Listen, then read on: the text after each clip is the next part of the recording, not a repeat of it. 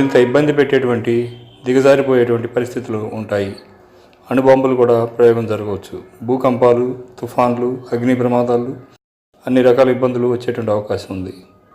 అయితే భారతదేశానికి ఎలాంటి ఇబ్బంది లేదు, అంటే యుద్ధ భయం లేదు, కానీ మిగతా అరిష్టాలు ఉండే అవకాశం ఉంటుంది. కాబట్టి ప్రజలు అప్రమత్తంగా ఉండాలి, తగిన జాగ్రత్తలు తీసుకోవాలి.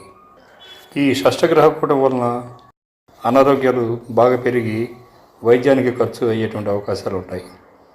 ప్రజలు అంటే జనరల్ పబ్లిక్, ప్రజా సమూహాలు ఇబ్బంది పడేటువంటి అవకాశం ఉంది ప్రపంచం మొత్తం మీద.